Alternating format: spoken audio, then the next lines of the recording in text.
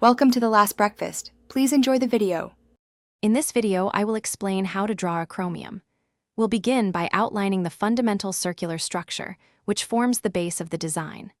Next, we'll precisely divide this circle into 3 distinct, equal segments. Finally, I'll guide you through applying the primary colors that bring this recognizable logo to life. It's a fun and straightforward process, perfect for anyone wanting to recreate this familiar symbol with ease. Let's start by drawing 2 concentric circles, one large for the outer edge and a smaller one for the center. Think of it like a target. Then, from the very center point, draw 3 straight lines extending outwards to the large circle.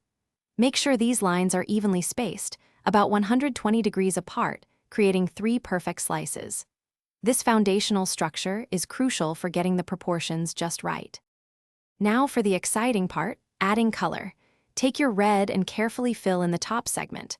For the bottom left section, use a vibrant green. Then, color the bottom right segment with a bright yellow. Finally, the small inner circle in the very center should be filled with a soft, light blue. These 4 distinct colors are key to the logo's recognizable appearance, so make them pop.